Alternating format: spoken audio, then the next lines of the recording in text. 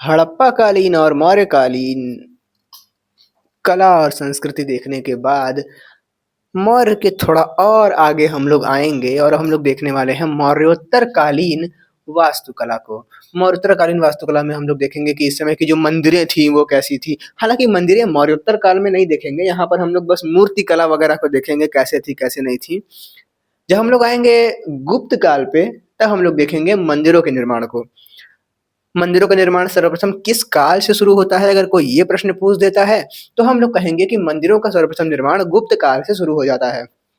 गुप्त काल में हम लोग इस प्रकार से मंदिर वंदिर को भी देखेंगे और फिर जो है कहानी आगे बढ़ेगी और हम लोग मध्यकालीन भारतीय इतिहास के जो कला और संस्कृति वाला पार्ट है उस पर आएंगे। तो चलिए शुरू करते हैं। हमारा पहला मौर्योत्तर कालीन वास्तुकला। मौर्योत्तर कालीन वास्तुकला की बात करें तो इसमें हम लोग देखते हैं 3 प्रकार की कलाओं को। पहली जो कला थी उसको हम लोग देखते हैं गांधार कला के रूप में। गांधार कला 3 प्रकार की कलाएं। अच्छा, कलाएं थी क्या? कला मतलब कि अपने विचार को अभिव्यक्त करने के लिए उन्होंने मूर्ति बना दिया, है ना। उनके विचार में कुछ आया, सपने में कुछ मूर्ति वूर्ति का चित्र, और उन्होंने एक चित्र बना दिया। अब वो जो चित्र है वो कुछ विशेष प्रकार से बनाया गया। जैसे कि हम लोग देखते हैं कि कार्टून भी बहुत सारे प्रकार से होते हैं। कुछ कार्टून को हम लोग एनीमे कहते हैं। अब यार जो भी है एनीमे, एनीमे कहते हैं। एक कार्टून होता है मोटू पतलू वाला कार्टून। एक तो कार्टून एआई वाला नया कार्टून आया है, वो एकदम रियल लगता है, रहता कार्टून है, एकदम रियल रियल लगता है। एक तो मोटू पतलू और एक तो रहता है जो एकदम पुराने जमाने का रहता है, उसमें आउटलाइन पूरा दिखता है। तो ये सब अलग अलग तरीके के हैं। अब मोटू पतलू वाले जो कार्टून है उसको क्या कहते हैं मुझे तो नहीं पता, मगर एनीमे वाले को समझ रहे होगे आप, है ना, एनीमे देखते होगे। तो ये हम लोग देख रहे हैं कि ये भी अपने जो आपका भाव है उसको व्यक्त करने का एक माध्यम है एनीमे, एनीमे के द्वारा। मगर परंतु एनीमे में कुछ विशेष प्रकार के चीजों का यूज किया जाता है। जैसे कि वहां पर मुहम्मा देखोगे तो ऐसे टेढ़ा रहेगा, इसे नीचवा। अब बलवा ऐसे ऐसे रहेगा, जैसे लगे पूरा खबड़ खबड़, पूरा एकदम जैसे पगला आ गया वो आदमी। अब मोटू पतलू में तो बलवा नहीं रहता है पतलू का। खैर, मोटू का भी बाल कहाँ ही रहता है, झाटू छटका। और एक तो वो जो 30 साल का तजुर्बा वाले आदमी रहते हैं उनका थोड़ा थोड़ा बाल रहता है ऊपर। चाय वाले समोसा वाले भैया रहते हैं उनका भी बाल रहता है। तो सब कुछ बड़ा ही डिफरेंट हो जाता है एनीमे से। तो हम लोग कह सकते हैं कि ये कला का नाम एनीमे कला है, इसको कहते हैं मोटू पतलू कला। ठीक है। भीम की बात करें तो छोटा भीम में थोड़ा सा और अलगपन देखने को मिलता है। तो उसी प्रकार से अगर कला की भी बात करते हैं तो इतिहासकारों को जो कला वगैरह पुराने समय का मिला उसमें उन्होंने कुछ विशेष प्रकार की संरचनाएं पाई। उस आधार पे उन्होंने क्षेत्र क्षेत्र के अनुसार उन कलाओं का नाम रख दिया। तो सबसे पहले हम लोग देख रहे हैं गांधार कला को, उसके बाद हम लोग देखेंगे मथुरा कला को,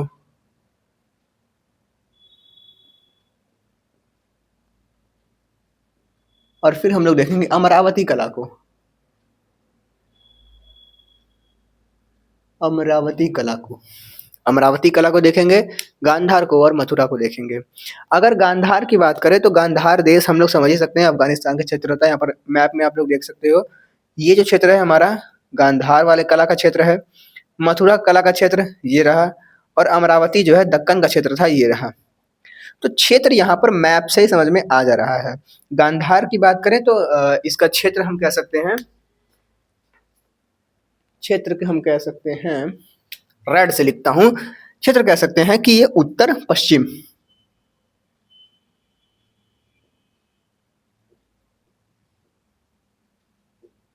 उत्तर पश्चिम। आगे बढ़े तो हम लोग देख सकते हैं अब मथुरा, तो मथुरा के पास थोड़ा सा और आगे बढ़े, अमरावती तो हम देखते हैं दक्कन क्षेत्र के पास हम लोग इसको। ठीक है भाई, थोड़ा सा और आगे बढ़े। ये शुरू कब हुआ? तो ये लगभग दूसरी शताब्दी ईसा पूर्व, सेकंड शताब्दी ईसा पूर्व में ये इसकी उत्पत्ति होती है, ये शुरू होता है ये।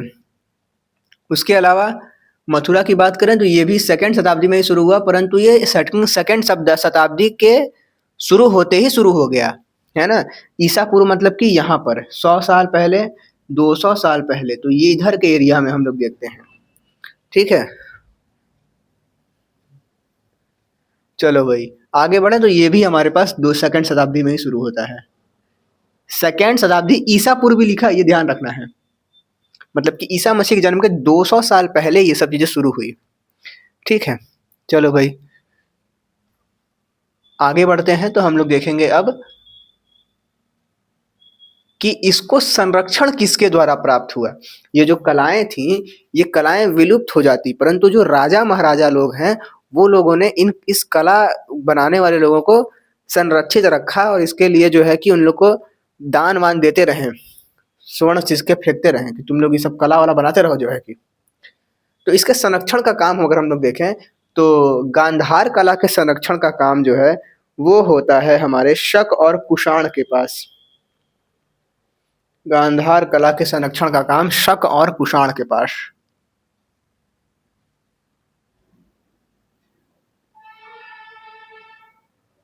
के पास का मतलब ऐसा कोई नहीं है कि इनको मिला है, इनका चयन था कि ये इनका संरक्षण करेंगे इसका। मथुरा की बात करें तो मथुरा का भी सेम है, शक और कुषाण। शक और कुषाण सेम है। चलो भैया आगे बात करें तो अमरावती जो है वो बीच में यहाँ पर मिलता है, तो दक्कन क्षेत्र में मिलता है। तो हम लोग कह सकते हैं कि दक्कन क्षेत्र का जो आसपास का एरिया का जो वंश है वो इसको संभालता होगा। तो दक्कन में अगर हम लोग ध्यान से देखें तो एक तो सातवाहन को देखेंगे और हम लोग वाकाटक को देखेंगे और एक और वंश है इक्ष्वाकु वंश, उसको भी देखेंगे। तो सातवाहन वंश,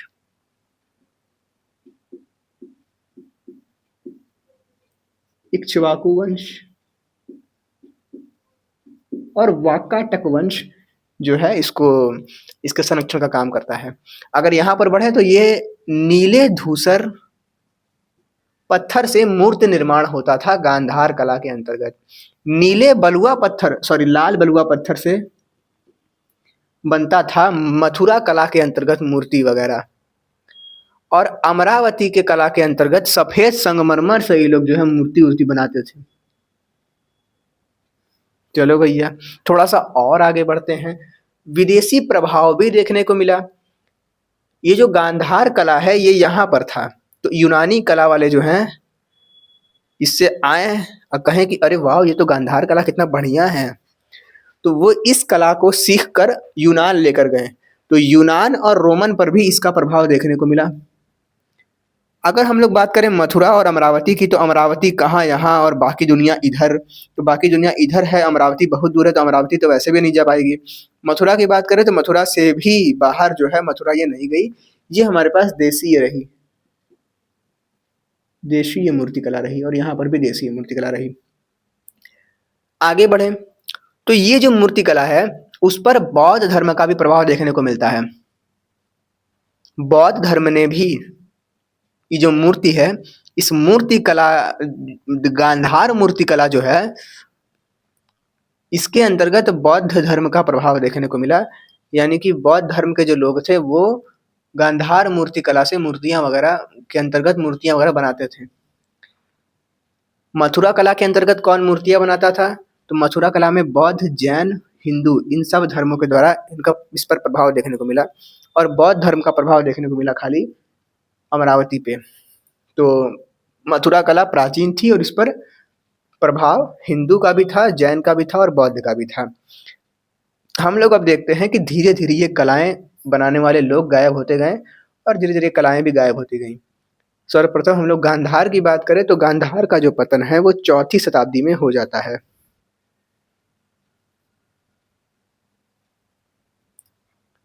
आगे बात करें तो 5वीं और 6वीं शताब्दी के अंतर्गत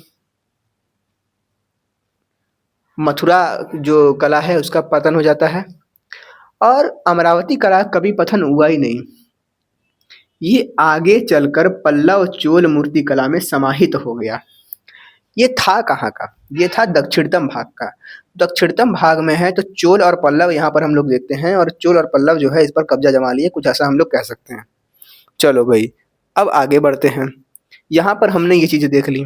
अब मैंने कहा कि उत्तर पश्चिम भारत में गांधार कला देखने को मिलती है, परंतु पूरे उत्तर पश्चिम भारत में थोड़ी गांधार कला देखने को मिलती है। मैंने कहा कि दिल्ली में यूपीएससी की तैयारी होती है, परंतु पूरे दिल्ली में यूपीएससी की तैयारी थोड़ी होती है। मुखर्जी नगर और पता नहीं क्या-क्या नाम है यार, मन नहीं होता। तो वो सब जगह पे होती है यूपीएससी की तैयारी। करोल बाग, कठवड़िया सराय, ये सब जगह हैं अजीब-अजीब सा, तो वहाँ पर यूपीएससी की तैयारी होती है। तो यहाँ पर भी जो यूपीएससी की तैयारी है, मतलब कि गांधार कला जो है, वो पूरे गांधार में नहीं, परंतु गांधार के कुछ क्षेत्रों में देखने को मिलता था। उन क्षेत्रों का नाम है तक्षशिला, लधमान और बेग्राम। तक्षशिला,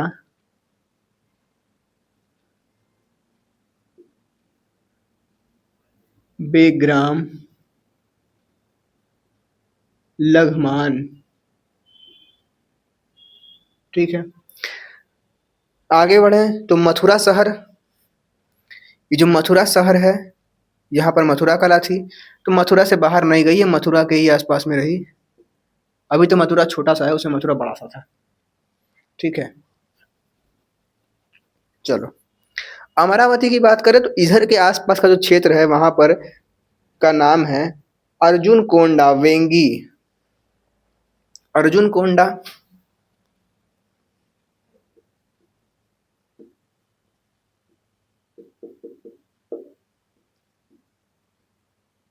अर्जुन कोंडा और वेंगी, अर्जुन कोंडा और वेंगी और अमरावती। नेक्स्ट आगे बढ़े तो मौर्योत्तर कालीन के बाद हम लोग देखते हैं गुप्त काल को, और गुप्त काल के बाद के शासन को हम लोग कहते हैं गुप्तोत्तर काल। गुप्त काल को देखते हैं कि उस समय क्या कहानी थी। गुप्त काल के बाद में मैंने यही बताया है कि गुप्त काल जो है वो मंदिरों के निर्माण के लिए सर्वप्रथम उत्तरदायी होता है। इसमें मंदिरों का निर्माण शुरू होता है, और मंदिरों का निर्माण 3 प्रकार की शैलियों में होता है। वो 3 प्रकार की शैलियाँ इस प्रकार से थी। एक तो थी नागर शैली,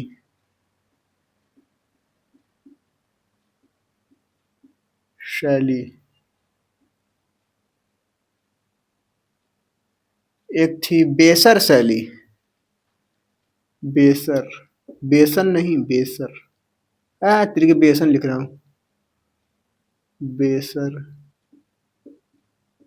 शैली। और एक थी द्रविड़ शैली,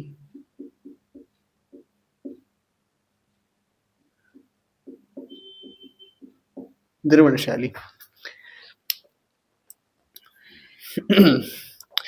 नागर शैली की बात करें तो उत्तर भारत में देखने को मिलता है नागर शैली, ठीक है, उत्तर भारत क्षेत्र में। दक्कन में देखने को मिलता है यहाँ पर बेसर, और यहाँ पर देखने को मिलता है द्रविड़। तो यहाँ पर उत्तर, थोड़ा सा और नीचे दक्कन,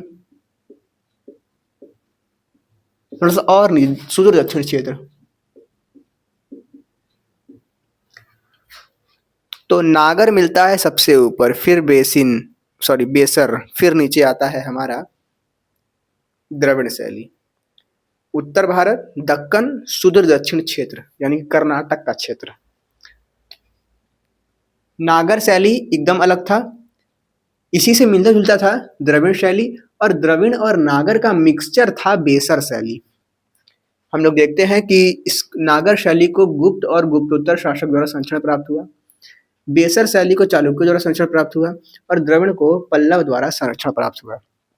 थोड़ा सा और आगे बढ़े तो नागर शैली सबसे ज्यादा प्रचलित होती है राजपूत युग में। राजपूत युग में इसका चरमोत्कर्ष होता है। बेसर शैली का चरमोत्कर्ष होता है विजयनगर साम्राज्य के अंतर्गत, विजयनगर साम्राज्य के अंतर्गत। द्रविड़ शैली की बात करें तो द्रविड़ शैली जो है वो चोल पांड्य का जो शासनकाल होता है उस समय ये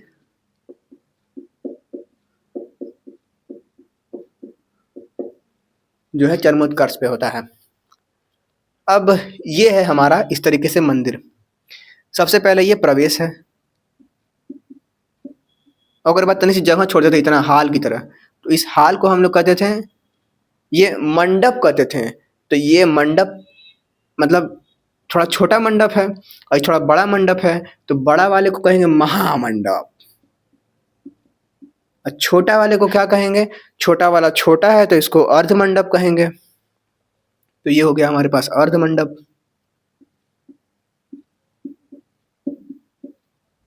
फिर अंदर जाने पर हमको मिलता है गर्भगृह, और ये जो छोटे-मोटे यहाँ पर थोड़ा-सा बड़ा-सा मतलब ये शिखर हमारे पास रहता था, शिखर लिख लेना, जगह नहीं है यहाँ पर, शिखर रहता था। ये रहता था हमारे पास रिक्त स्थान, अंदर घुसने के लिए सकरा मार्ग, और फिर किनारे-किनारे छोटे-छोटे मंदिर टाइप होते थे। उन मंदिरों को हम लोग कहते थे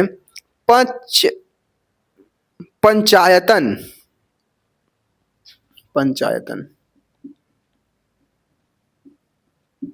ये है कलश, चौकी, पताका, उसके ऊपर वाले को कहते हैं। तो मतलब कुछ इस तरीके का था, और चारों तरफ से घिरा हुआ था, लोग उस पे गोल-गोल घूमते थे, है ना? फिर अगर हम लोग आते हैं द्रविड़ शैली पर, द्रविड़ शैली ऐसा होता था। द्रविड़ शैली में जो प्रवेश द्वार है वो काफ़ी जो है बढ़िया से बनाया जाता था, उसको हम लोग गोपुरम कहते थे। उसके बाद फिर अंदर घुसोगे तो सेम प्रवेश द्वार, अर्धमंडप, महामंडप, और फिर यहाँ पर जो ये क्षेत्र है, सकरा वाला क्षेत्र, उसको हम लोग अंतराल कहते थे, अंतराल।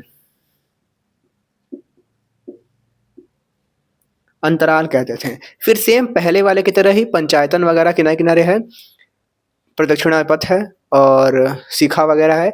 शिखर मतलब गर्भगृह है, गर्भगृह पर शिखर जो है वो संरचनाकार था। यहाँ पर तो सीधे गुम्बद ऐसे था, और यहाँ पर थोड़ा ऐसे करके था। और ये कहाँ का था? एकदम दक्षिण भारत। ये ध्यान से अगर देखो तो अभी दक्षिण में जाओगे जितने मंदिर मिलेंगे सब में ऐसे से मिलेगा, ऐसे करके, है ना? जैसे यहाँ बनाया है मैंने सीढ़ी नुमा करके, तो वही हम लोग कहते हैं द्रविड़ शैली के अंतर्गत आने वाले मंदिर। इसमें जलकुंड होता था, इसमें जलकुंड नहीं होता था, ये भी इसमें जो है अंतर है। बेसर शैली नागर व द्रविड़ का मिश्रण था, इसलिए इसको हम लोग नहीं देखेंगे। इसके बस कुछ मंदिर हैं, एक तो कैलाशनाथ मंदिर है और एक को लाड़खा का मंदिर है, कर्नाटक का लाड़खा का मंदिर, है ना? उसको भी देख लेते हैं। तो 2 ठो एग्जाम्पल है, एलोरा का कैलाशनाथ का मंदिर और कर्नाटक का लाड़खा का मंदिर जो है बेसर शैली का उदाहरण है। प्राचीन भारतीय स्थापत्य कला और मध्यकालीन भारतीय स्थापत्य कला, प्राचीन भारतीय तो खत्म कर दिया, मध्यकालीन में हम घुसने जाएंगे। घुसने से पहले ऊपर से देखेंगे कि ये किस प्रकार से अलग है प्राचीन कालीन सभ्यताओं से। किस प्रकार से अलग है? तो प्रवेश द्वार की बात करें तो लिंटन और सहवीर शैली के अंतर्गत आते थे प्राचीन भारतीय सभ्यता के अंतर्गत प्रवेश द्वार। और यहाँ पर प्रवेश द्वार मेहराब टाइप होते हैं, ऐसे ऐसे वाला नहीं होता है, गुम्बद बना जाता है ऐसे। अब अंदर घुसो तुम लोग तो इस तरीके से होता है। अलीगढ़ मुस्लिम यूनिवर्सिटी देख लो कैसे बना हुआ है। तो प्रवेश द्वार मेहराब और गुम्बद होते थे टाइप के। मीनार बताएं तो ये यहाँ पर नहीं था, प्राचीन में नहीं था। यहाँ पर मीनार देखने को मिला, लंबे लंबे ऐसे पत्थर के, यहाँ पर इस्लामिक स्थापत्य में देखने को मिलता है, उपस्थित होता है। निर्माण सामग्री पत्थरों का प्रयोग होता था इसमें। यहाँ पर बात करें सफेद संगमरमर, मोर्टार, सफेद संगमरमर, है ना? मध्यकालीन भारतीय इतिहास, शाहजहां, याद कर रहे होगे आप। अलंकरण सामग्री की बात करें तो अलंकरण के तौर पर हम लोग देखते हैं दीवारों पर मूर्ति बनाकर नक्काशी होती है। बहुत सारे मंदिरों में हम लोग देखते हैं कि दीवारों पर मूर्ति वगैरह, पूरा रामायण सीखा रहता है पूरा, है ना? तो इन लोग के अंतर्गत अलंकरण जो है वो दीवारों पर नक्काशी करके होता था। यहाँ पर कैलीग्राफी और अरबेस्कस, क्योंकि इस्लामिक ज़्यादातर मध्यकालीन भारतीय इतिहास में रहे हमारे, तो मध्यकालीन भारतीय इतिहास में जब हम लोग घुसेंगे तो सब मुसलमान दिखेंगे। अब मुसलमानों का तो अल्लाह होता है, दिखता ही नहीं है अल्लाह उन लोग के हिसाब से। तो अल्लाह दिखेगा नहीं तो ये लोग करेंगे क्या? तो ये लोग कुरान की आयतें जो हैं वो उसका चित्रण करवाते थे दीवार पे। आगे बढ़े, परिषदीय क्षेत्र की बात करें तो परिषदीय क्षेत्र प्राचीन काल में अपेक्षाकृत सकरा होता था, मतलब थोड़ा पतला होता था, और यहाँ पर काफ़ी बड़ा होता था। ठीक है, तो यही है हमारा मध्यकालीन भारतीय इतिहास का थोड़ा सा रूपरेखा टाइप। अगली वीडियो में हम लोग और कहानी को थोड़ा विस्तार से देखेंगे, और कहानी ख़त्म हुई हमारी। कुछ बचा तो नहीं ना? कुछ नहीं बचा, लगभग सब हो गया है। तो मिलते हैं नेक्स्ट वीडियो में दोस्तों।